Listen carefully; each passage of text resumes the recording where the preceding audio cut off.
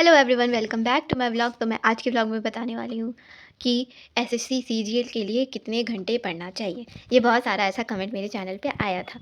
तो चलो मैं बताती हूँ कि आप लोगों को बिल्कुल भी घंटे काउंट करने की बिल्कुल भी ज़रूरत नहीं है। मतलब कि जैसे इस दिन का तो व्लॉग आएगा, मैं अपना टू डू लिस्ट दिखा देती हूँ। जैसे कि ये टू डू लिस्ट है, तो इसमें मैंने हार मेंशन नहीं किया है कि मुझे कौन सा सब्जेक्ट कितने घंटे पढ़ना है। मैंने अपना टारगेट सेट किया, मतलब मुझे इतना काम करना है। अब मुझे इतना काम करने में कितना भी टाइम लगे, मुझे सोने से पहले इतना काम करके ही सोना है।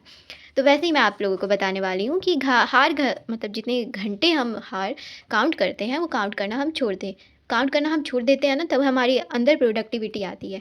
क्योंकि जब हम पढ़ते हैं तो हम कितनी देर क्या पढ़ सकते हैं, हम पहले से डिसाइड नहीं कर सकते। मान लो हम पढ़ रहे हैं, अगर किसी सब्जेक्ट में इंटरेस्ट आ गया तो हम उसको थोड़ा ज़्यादा पढ़ लेते हैं। मान लो वो हमने टारगेट बनाया 1 हार पढ़ने का, लेकिन 1 हार से हम 2 हार पढ़ लेते हैं। वो हम इसलिए पढ़ लेते हैं क्योंकि हमारा मन करता है। तो इसीलिए हमें टारगेट सेट बनाना चाहिए, अपना डेली का टारगेट्स बनाना चाहिए और उसे अचीव करना चाहिए। ना कि हमें काउंट करना चाहिए कि हम 10 घंटे पढ़ रहे हैं या 12 घंटे पढ़ रहे हैं या 15 घंटे पढ़ रहे हैं। कितने भी घंटे पढ़ रहे हैं उससे कोई मतलब नहीं है, जब तक कोई प्रोडक्टिविटी नहीं आए, दिमाग जब तक एक्टिव नहीं हो। इसलिए हमें इस चीज़ पे ध्यान देना चाहिए कि हम किस तरीके से पढ़ रहे हैं।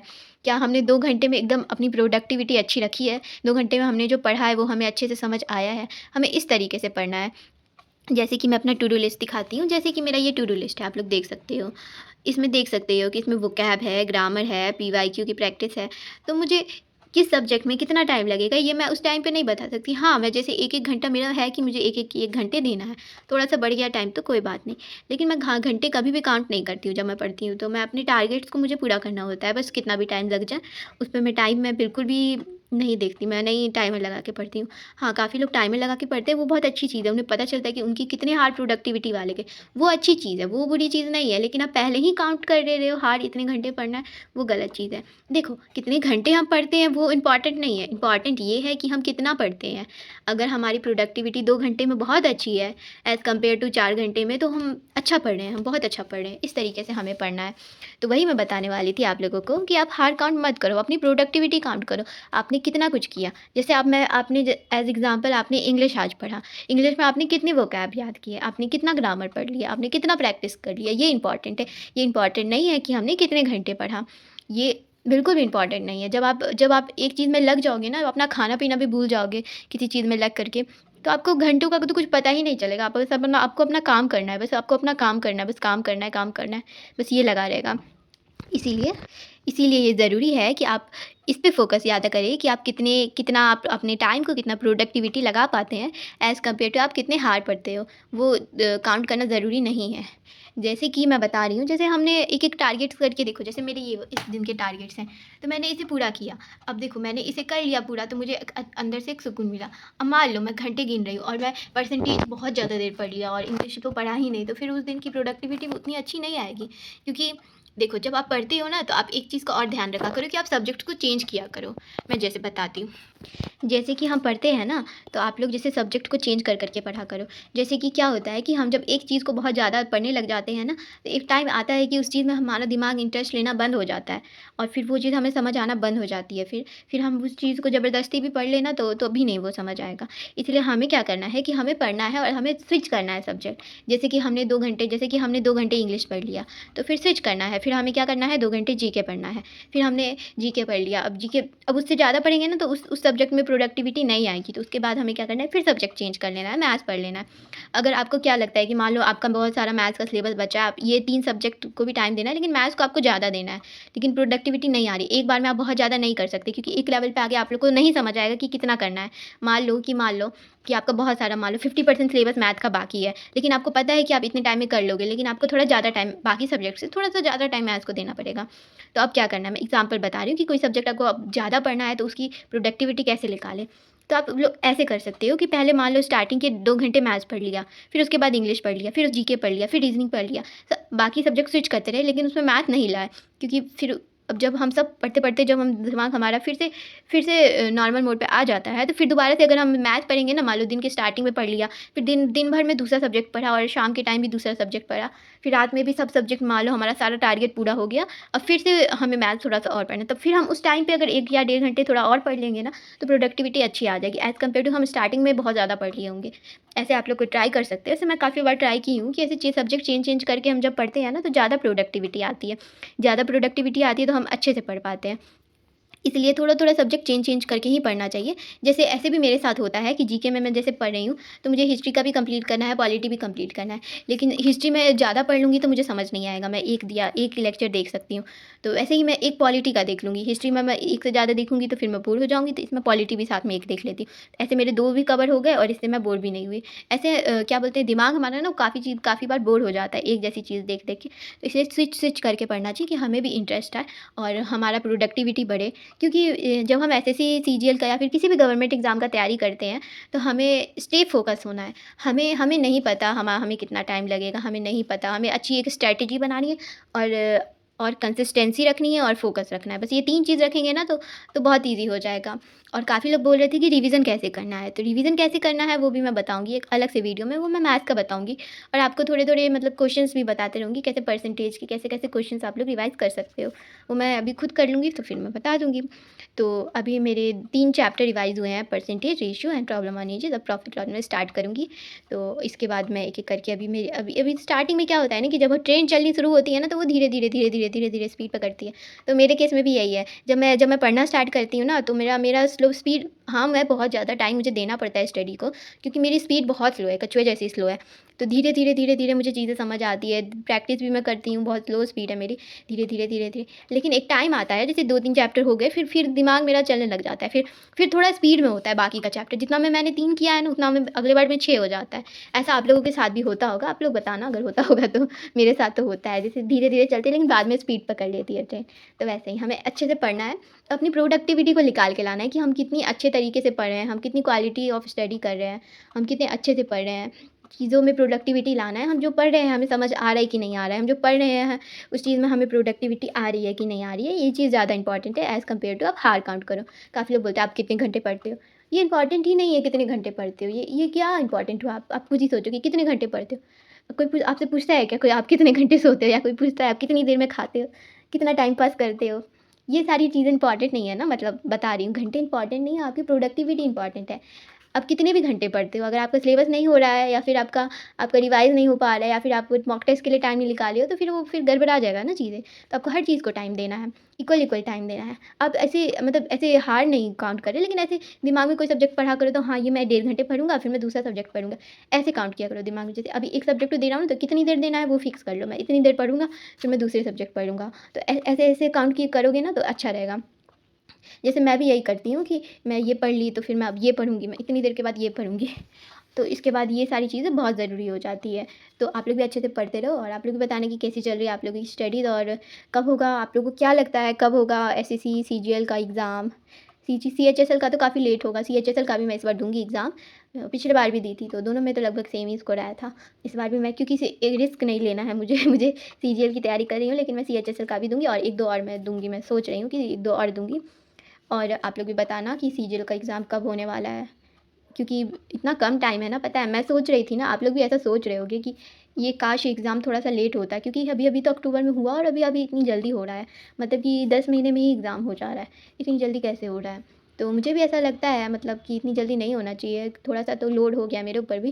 लेकिन हम टारगेट लेके चलेंगे कि हमारा जुलाई तक सब रिवीज़न अच्छे से हो, जुलाई तक सॉरी, जून तक सारा रिवीज़न हो जाए। मई में नहीं ले रही हूँ मैं, सोच अप्रैल मई अच्छे से रिवाइज़ करूँगी, 2 महीने का प्लान लेके चलती हूँ। और हम जुलाई में जून में एग्ज़ाम होगा, तो मतलब 2 महीने अभी लेके चलते हैं कि हमें पूरा रिवाइज़ करना है अच्छे से, जितना भी हमारा है। और मैं 50 डेज़ का सीरीज़ में अब से मैं डेली डाल रही हूँ, तो आप लोग भी देखते रहना, एन्जॉय करना और ज़्यादा टाइम वेस्ट मत करना। मैं ये भी बताऊँगी कि कैसे फ़ोकस करते हैं, और मैं काफ़ी चीज़ें अच्छी-अच्छी बताऊँगी जो मैं आजकल पढ़ भी रही हूँ। मतलब ब्रेक लेती हूँ ना, तो मैं बहुत सारी अच्छी-अच्छी चीज़ें पढ़ती हूँ। जैसे खुद को कैसे फ़ोकस में रखें या फिर डिस्ट्रैक्शन से कैसे दूर रहें, बहुत सारी चीज़ें होती हैं।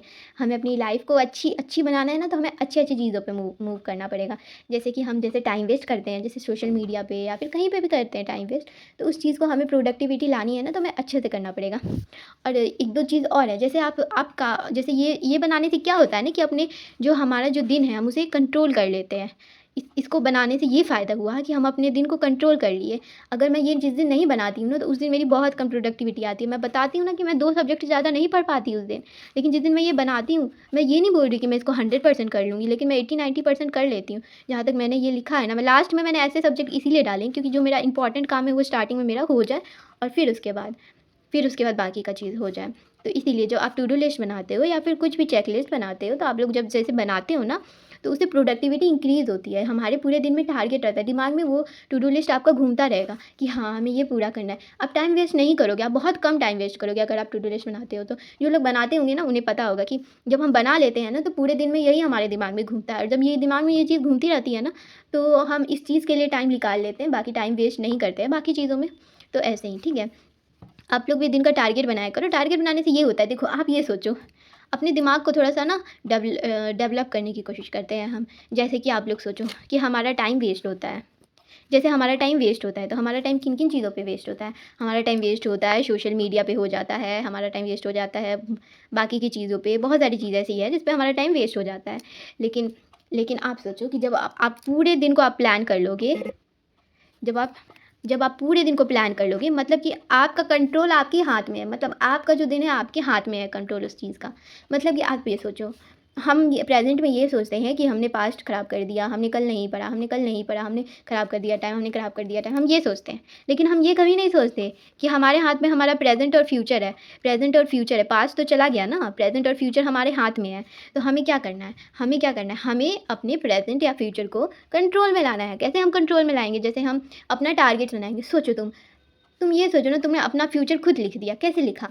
मान लो कल क्या तुम करोगे ये तुम्हें नहीं पता, लेकिन तुमने एक टू डू लिस्ट, सोने से पहले एक टू डू लिस्ट बना लिया, जिसमें तुमने ये लिख दिया, हाँ, कल मुझे ये करना है। कल मैं सो के उठूँगा, फिर उसके बाद मैं रेडी होके बैठूँगा, तो मैं ये सारा चीज़ें पूरा करूँगा, ठीक है? पूरा करूँगी, तो फिर ये सारी चीज़ें हैं। तो अब क्या करना है? अब सुबह उठना है। अब सुबह उठ के जब हम स्टडी टेबल पे बैठेंगे, तो सबसे पहले हम अपनी टू डू लिस्ट को देखेंगे। टू डू लिस्ट को देखेंगे, तो फिर हम सोचेंगे चलो हम पूरा कर लेते हैं। चलो हम अभी बैठ गए हैं, तो अपने 2 टारगेट अभी पूरा कर लेते हैं, फिर ब्रेक लेंगे। 2 टारगेट करने के बाद ब्रेक लिया। फिर उसके बाद आए तो फिर अब 2 टारगेट और कर लेते हैं, फिर ब्रेक लिया, फिर 2 टारगेट और कर लिया, फिर ब्रेक लिया। सोने से पहले अब ये बड़ा वाला टारगेट तो बचा है हमने पूरा दिन का।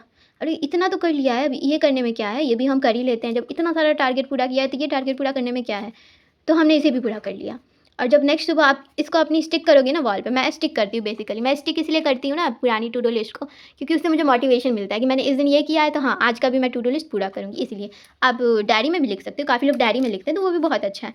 और मुझे स्टिकी नोट पे ज़्यादा बेटर लगता है एज़ कम्पेयर टू डायरी, क्योंकि जब मैं डायरी में लिखती थी ना स्टार्टिंग में, जब मैंने प्रिपरेशन स्टार्ट की थी, तो वो बंद रह जाता था डायरी के अंदर ही, मैं उसको खोल के ही नहीं देखती थी। और स्टिकी नोट ये ओपन रहता है, तो ये हमें दिखता है, और ये ज़्यादा मुझे इफेक्टिव लगा एज़ कम्पेयर टू डायरी। काफ़ी लोगों को डायरी भी पसंद है, इसलिए वो भी बहुत अच्छा है। अपनी चॉइस है सबकी। तो वैसे ही जैसे मैंने बताया कि आप अपना दिन डिसाइड कर लो, मतलब आपको कल क्या-क्या करना है, ठीक है ना? आप जैसे जिस टाइम पे आप सबसे ज़्यादा डिस्ट्रैक्टेड रहते हो ना, उसको ब्रेक में ही डाल दो आप। जिस टाइम पे आप टाइम बचाया करो। कैसे हम टाइम बचाएँगे? कैसे बचाएँगे अपनी? हम अपनी नींद बस नाइट में पूरी करेंगे, हम दिन में कोई भी नींद नहीं लेंगे। हम नींद अपनी कैसे कंट्रोल करें अब? ये भी बहुत मुश्किल है। अब नींद आ रही है, तब सोना ही पड़ेगा ना, ज़रूरी नहीं है। हम टी ले सकते हैं, हम कॉफ़ी ले सकते हैं, नींद हमारी चली जाएगी। तो ऐसे बहुत सारी चीज़ें होती हैं, अपने ऊपर अप्लाई किया करो, अपने ऊपर अप्लाई करोगे ना, तो बहुत इफ़ेक्टिव आएगा टाइम। क्योंकि धीरे-धीरे मैंने भी अपने ऊपर बहुत चीज़ें अप्लाई की, और फिर मेरा डिसिप्लिन लेवल यहाँ से यहाँ बूस्ट हुआ है, कंसिस्टेंसी बूस्ट हुई है। मतलब कि अगर आप ये बनाओगे ना, तो आप देखना, आप जब आपका 10 ये दिन या फिर 1 वीक बीत जाएगा, फिर उसके बाद आप एक-एक पेपर को उठा के देखना, 7 पेपर को देखना 7 दिन के। फिर आपने कुछ भी, हाँ, 1-2 होगा, 3 हर एक दिन 1 या 2 छूटा होगा आपका, लेकिन आपने ये देखो ना आपने पूरा कितना किया है। अगर आप ये टू डू लिस्ट नहीं बनाते, तो आप तो कुछ करते ही नहीं। आपने बनाया इसलिए इतना तो कर लिया, कुछ ना कुछ तो रोज़ किया ना। ये ज़रूरी नहीं है कि कितना किया, कितने घंटे किया, लेकिन किया ना कुछ तो रोज़ पढ़ा ना, कुछ ना कुछ रोज़ किया, ये ज़्यादा ज़रूरी है। तो इसे अपनी लाइफ़ में अप्लाई करके देखो, तो बहुत टाइम इफ़ेक्टिव रहेगा। अगर जो बहुत लोग बाहर डिस्ट्रैक्टेड है ना, मैंने उनके लिए एक्चुअली में ये वीडियो बनाया था, क्योंकि कभी-कभी मतलब जब स्टार्टिंग में प्रिपरेशन में थी, मैं भी बहुत डिस्ट्रैक्टेड थी। मैं भी अपना फ़ोन में रील देख रही हूँ। देन मुझे पता ही नहीं है कि पढ़ाई कितनी इंपॉर्टेंट है एज़ कम्पेयर टू रील। जब मैंने स्टार्ट किया था, स्टार्टिंग के मंथ में बताती हूँ, तो फिर मैं धीरे-धीरे मैंने अपने आप को कंट्रोल किया। अब तो मुझे ये सारी चीज़ें फालतू लगती है, वेस्ट ऑफ टाइम है। आप यूट्यूब पे ना रील्स कम देखा करो। रील्स क्या होती है ना, छोटा ब्रेक लिया करो ना, तो उसमें वीडियोज़ ही देखा करो। मैंने बहुत लोगों को फॉलो किया हुआ है, जैसे बैंकिंग के भी बहुत सारे एस्पिरेंट हैं, उनको मैंने फॉलो किया हुआ है। कुछ यूपीएससी के हैं, कुछ एसएससी के सबसे ज़्यादा है। ये सब भी मैंने फॉलो किया हुआ है, क्योंकि तभी स्टूडेंट्स ही है ना, तो बहुत मोटिवेशन आता है इन सब से। क्या होता है ना, लॉन्ग वीडियो हम एक देखते हैं, मान लो 10 मिनट की वीडियो है, हमने देख ली, हो गया। या 2x पे देख ली तो और जल्दी हो गया, ठीक है, ख़त्म। इसके बाद कुछ नहीं देखना, दिमाग को कंट्रोल करो। हाँ, ये ब्रेक हो गया, अब इसके बाद कुछ नहीं देखना। रील्स में कोई लिमिट नहीं होता, एक रील आई, दूसरी रील आई, तीसरी आई, चौथी आई, 5वीं आई, छठी आई, करते-करते 2 घंटे बीत जाएँगे ना, हमें पता भी नहीं चलेगा, इसीलिए, ठीक है। अपने टाइम को इफ़ेक्टिव यूज़ किया करो और प्रोडक्टिविटी लाओ अपने टाइम में। कैसे हम कहाँ समय बर्बाद कर रहे हैं ना, वहाँ समय समय बर्बाद करो। आपको जो भी डिस्ट्रैक्शन है सबको बंद कर दो। देखना कितना प्रोडक्टिविटी आएगी। आपको खुद अच्छा लगेगा कि आपने खुद कुछ सीखा। रोज़ आप कुछ सीख रहे हो, अपने आप को डेवलप कर रहे हो, अपने दिमाग को डेवलप कर रहे हो। इतना इफ़ेक्टिव रहेगा ना टाइम, मैं बता नहीं सकती। अगर आपको वीडियो मेरी अच्छी लगी तो लाइक करना, चैनल को सब्सक्राइब करना और शेयर करना। ये मैं एक्चुअली मैं रिप्लाई ही दे रही थी, बहुत सारे कमेंट थे जो बोलते थे कितने घंटे पढ़ने हैं उनके। तो and thank you for watching my video. अगर आपको वीडियो अच्छी लगी तो आप लाइक कर सकते हो, सब्सक्राइब कर सकते हो और शेयर कर सकते हो अपने दोस्तों के साथ। एंड आप किस चीज़ की तैयारी कर रहे हो, आप कमेंट बॉक्स में लिखना कौन सी प्रिपरेशन कर रहे हो, और आप इस साल एग्ज़ाम देने वाले हो या नेक्स्ट साल देने वाले हो, या आप दे चुके हो या आपने प्री भी क्वालीफाई कर लिया है। तो जिन लोगों ने प्री क्वालीफाई किया वो कमेंट में लिखना आपने प्री क्वालीफाई कर लिया है। और कुछ सजेशन देनी होगी तो मुझे भी सजेशन देना, क्योंकि ये मेरा पहला टाइम है। And thank you for watching. Bye bye.